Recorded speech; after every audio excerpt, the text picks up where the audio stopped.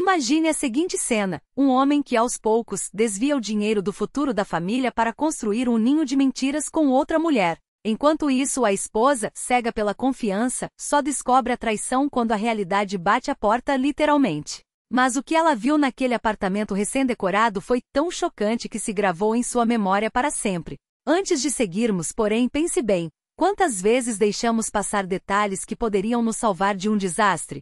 Olga tinha uma relação especial com as manhãs. Era nesse silêncio, entre o chiado suave da chaleira e a luz filtrando pelas cortinas, que ela organizava o dia com precisão cirúrgica. 2 xícaras lado a lado, a agenda aberta na página certa, à esquerda, os compromissos profissionais, à direita, as tarefas domésticas, ligar para o cliente, levar o paletó à lavanderia, checar os remédios da mãe. Cada item era um fio que ela tecia para manter o controle, impedindo que a rotina se desfiasse. Contadora por profissão, ela dominava os números como poucos.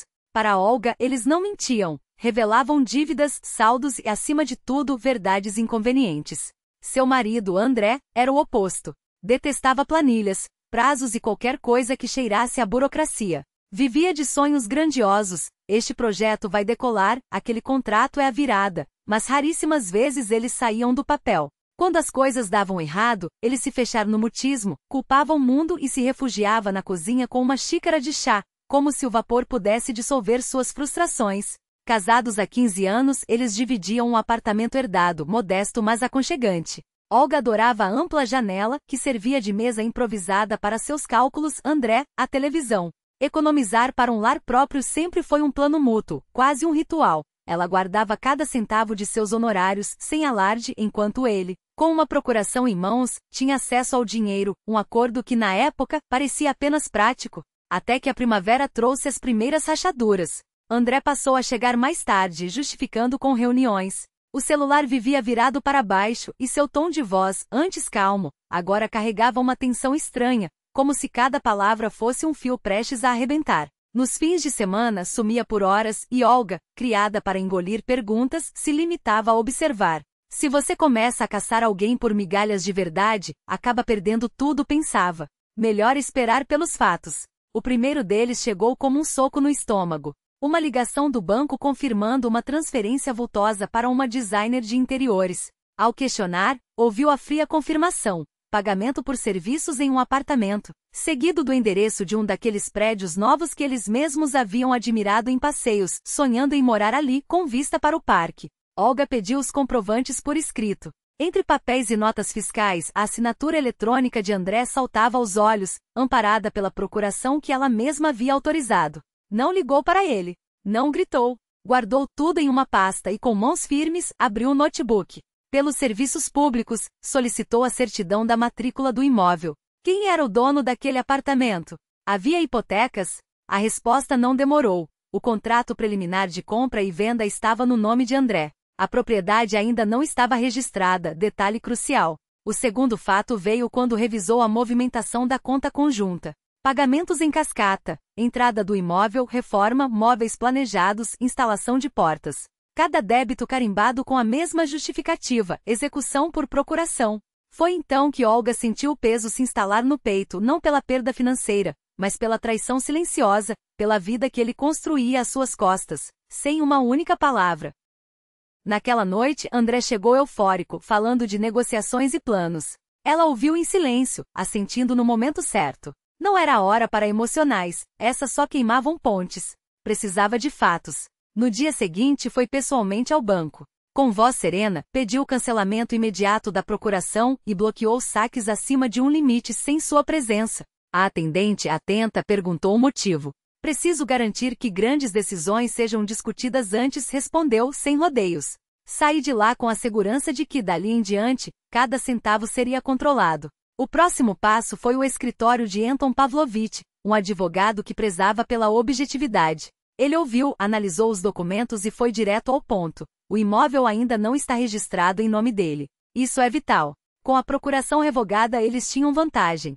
Primeiro, comprovariam que os pagamentos saíram da conta dela. Segundo, exigiriam dos envolvidos, construtora e corretora, os comprovantes de todas as transações. Terceiro, notificariam por escrito sobre a revogação da procuração, impedindo novas ações sem sua autorização. Quarto, e mais importante, tentariam transferir o contrato de compra para seu nome, já que era ela quem arcava com as despesas. Se a construtora resistisse, restaria a negociação de uma cessão de direitos, mas isso exigiria a assinatura de André ou provas de que ele agiu sem seu consentimento. Sem escândalos, pediu Olga. Preciso que seja limpo. Anton Pavlovich aprovou com um aceno. Adorava clientes que resolviam tudo no papel sem drama. Nos dias seguintes, a estratégia se desenrolou como um xadrez bem jogado. Cartas formais, protocolos de recebimento, ligações educadas para o departamento de vendas, sempre anotando nomes e datas. Não se preocupe, temos tudo sob controle, diziam. Ela não se preocupava. Registrava a cada passo. Quando chegou a resposta da construtora confirmando que os pagamentos eram dela e que, como parte interessada, tinha direito de figurar no contrato, Olga não perdeu tempo. No mesmo dia, levou a documentação necessária, pagou a taxa de registro com seu próprio cartão e saiu com um recibo que selava seu triunfo silencioso. Uma semana depois, o telefonema da agência: seus documentos estão prontos. Ao segurar o papel timbrado com seu nome como proprietária, não sentiu euforia, mas alívio. Uma gratidão quieta pela justiça dos trâmites, pela força dos registros. Sem alarde, trocou a fechadura daqueles cômodos que, ironicamente, agora eram só seus. Caminhou por eles, observando cada detalhe. As paredes, os móveis, o cheiro de novo. Tudo impecável. Tudo dela. E André? Bem, essa é uma história que ele ainda tentaria explicar. Mas, pela primeira vez em muito tempo, Olga não precisava ouvir. A luz da tarde entrava generosa pelas janelas, iluminando o assoalho de madeira recém-colocado, cada tábua alinhada com a precisão de quem não deixa nada ao acaso. Na cozinha, o fogão novo ainda exalava um cheiro discreto de papelão e plástico, como se recém tivesse saído da caixa. Sobre a bancada, uma pequena embalagem com puxadores para os armários e ao lado, um saquinho com parafusos, detalhes que esperavam apenas o gesto final para transformar um espaço em lar. Olga tirou da bolsa 2 panos de prato, pendurou-os no gancho, e depois acomodou no armário 2 xícaras e 2 pratos. Nada de supérfluo. Nada que não tivesse seu lugar. Em seguida descou o número da mãe. Mãe, agora temos um lugar onde podemos tomar chá sem pressa. Venha no final de semana, sentaremos juntas. A mãe não se apressou em aceitar, tinha seus horários, a clínica, a farmácia da esquina, a vizinha com a neta recém-nascida. Mas na voz dela havia uma alegria sincera, quase aliviada. Minha filha mais velha, que você tenha paz. Olga desligou o telefone e percorreu a casa mais uma vez, como se memorizando cada canto. Em um dos cômodos, armou uma cama desmontável e uma pequena comoda. Não era uma fuga. Era uma porta dos fundos para os dias em que as palavras se tornassem gritos.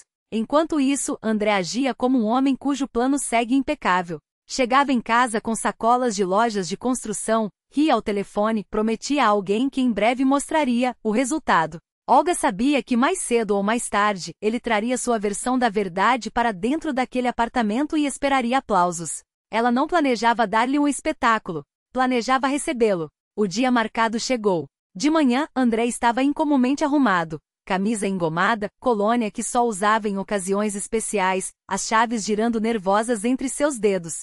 Deixou um bilhete sem data na mesa: chego tarde, não espere. Olga nem tocou no papel. Há muito não vivia no compasso dos horários alheios. 2 horas antes do anoitecer, ela foi para o novo endereço com uma pasta de documentos. Abriu a porta com sua chave, espalhou os papéis sobre a mesa da cozinha, pôs a chaleira no fogão e serviu biscoitos em um prato. Sentou-se no banco, observando o pátio lá fora, árvores altas, uma caixinha de areia, bancos de madeira onde uma mulher passeava com um cachorro e um homem de boné lia jornal. Um lugar comum, um lugar tranquilo. A maçaneta da porta tremeu. Olga não se levantou de imediato. Esperou, não por drama, mas por estratégia. Só então se aproximou, girou a chave e recuou um passo. Na entrada, 2 pares de olhos a encaravam. André, vermelho de agitação, com um sorriso forçado estampado no rosto. Ao seu lado, uma jovem de vestido branco e saltos finos demais para aquele chão, segurando uma cesta de vime com um laço de fita.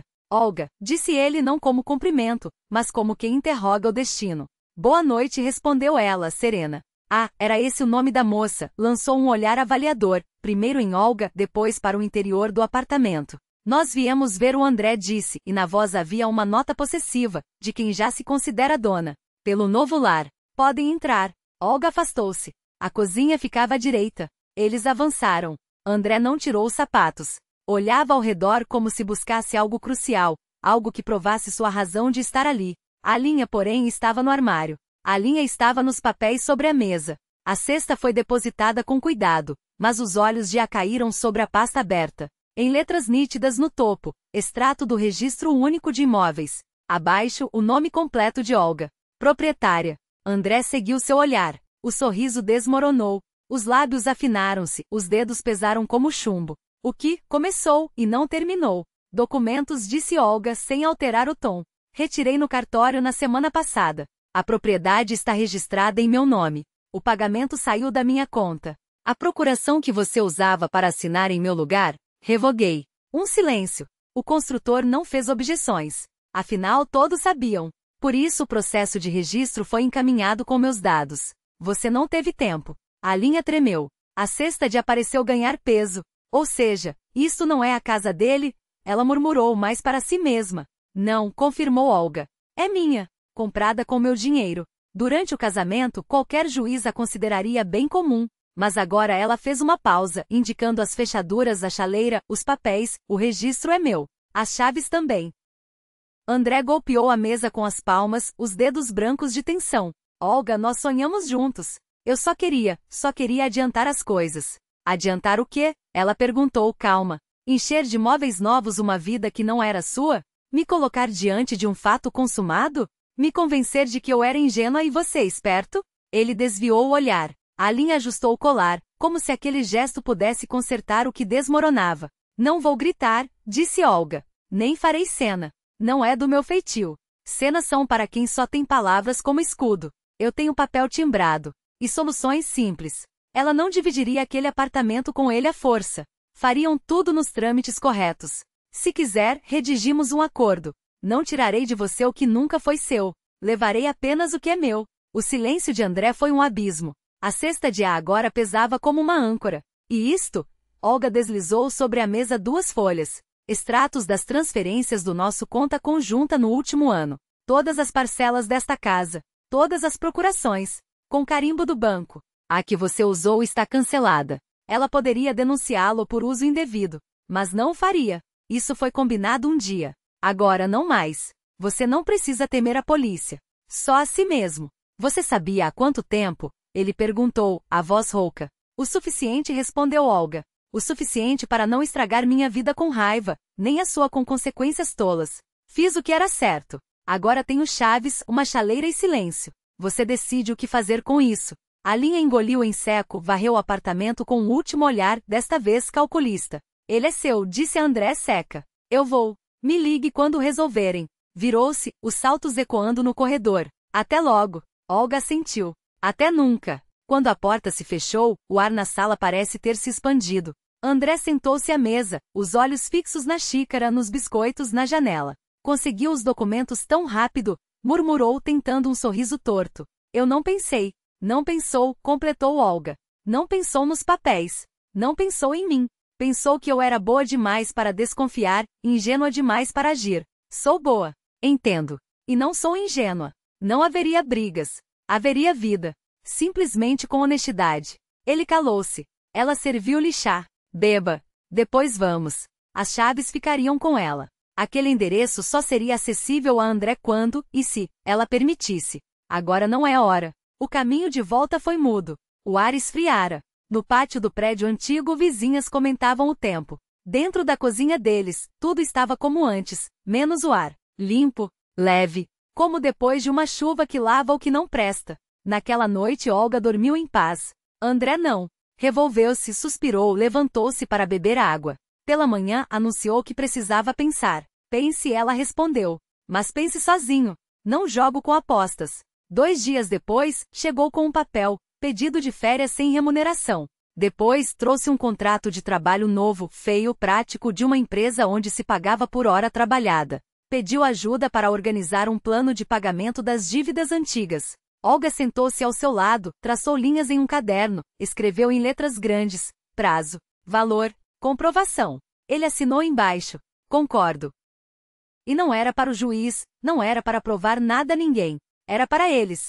Para que as palavras não flutuassem soltas no ar, mas se transformassem em atos, em linhas traçadas com precisão cirúrgica. Olga não corria à frente dos fatos, não empurrava o tempo. No caderno de capas duras que agora vivia sobre a mesa da sala, 2 novas páginas surgiram: coragem e nova casa. Na primeira, nomes e números de telefone, contatos de advogados, contadores, um encanador que não sumia depois do serviço feito. Na segunda, uma lista de detalhes que tecem um lar. Cortinas para filtrar a luz da tarde, um varal que não rende, escovas de dentes novas no armário do banheiro, como se marcassem território sem gritar. Ela levou a mãe até o apartamento novo. Serviu chá em xícaras que não tremiam. Observou enquanto os dedos da velha senhora acariciavam a madeira da mesa lisa, sem marcas de facas ou discussões.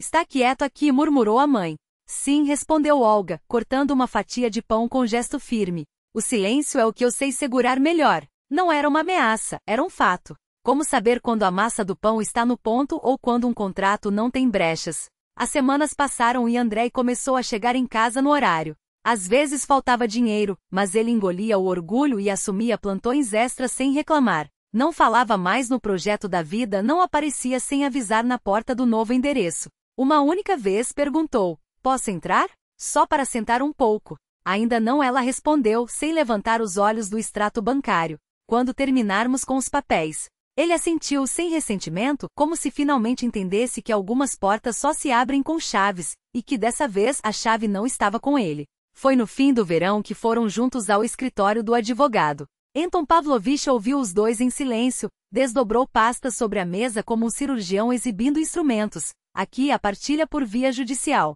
Ali o acordo extrajudicial. Escolham, guerra ou paz. Olga apontou para o segundo caminho sem hesitar. Andrei assinou abaixo, sem discutir. Não houve vencedores naquela sala, apenas um documento que colocava cada coisa em seu lugar, como pratos depois do jantar. Já em setembro, o telefone tocou quando ela estava na varanda do prédio novo, observando as lojas do bairro se iluminarem no crepúsculo. Era ele. Eu penso muito naquele dia, disse, a voz rouca como se as palavras tivessem sido arrastadas de algum lugar profundo. Quando entrei e vi você com aqueles papéis na mesa. Senti algo se fechar aqui dentro. Uma pausa. Você é mais inteligente do que eu deixava você ser. Isso me envergonha. Olga segurou o fio do telefone entre os dedos, sentindo o peso das maçãs na cesta ao seu lado. 10, 15, uma montanha de frutas que esperavam virar torta. Bom que sinta, respondeu. A vergonha é útil. Ela evita que a gente repita a mesma bobagem. Você vai me perdoar?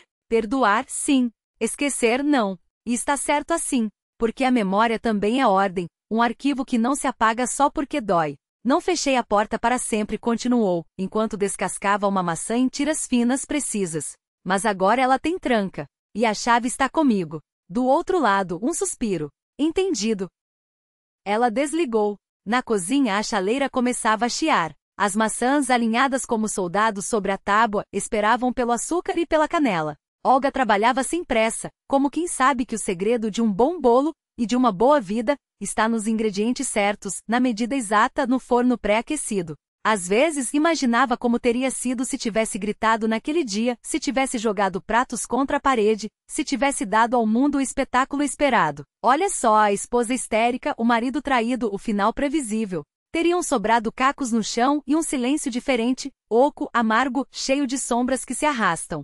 Mas ela escolhera outro tipo de quietude, a que vem acompanhada de carimbos, assinaturas, datas. Um silêncio que não era ausência, mas estrutura. 1 ano depois, o apartamento já não cheirava a tinta fresca, mas a café recém-coado e páginas de livros deixados abertos sobre a mesa. Foi então que, saindo do prédio com uma sacola de pão, Olga avistou Alina na calçada. A outra mulher caminhava rápido, os lábios apertados, o olhar afiado como uma lâmina. Por um segundo, seus olhos se encontraram. Olga fez um leve aceno, não como ex-amante do mesmo homem, não como inimiga, mas como alguém que em algum momento de turbulência esteve no mesmo barco furado. Alina virou o rosto e apressou o passo. Cada um carrega sua própria história, pensou Olga, ajustando a alça da sacola no ombro. Não guardava ódio, isso seria como regar uma planta que não dava flores. Já bastava o peso das suas próprias escolhas. À noite, enquanto apagava a luz da sala e deixava apenas o abajur da cozinha aceso, ela se lembrou da expressão de Andrei naquela tarde, a porta se abrindo, os papéis sobre a mesa, o espanto genuíno estampado no rosto.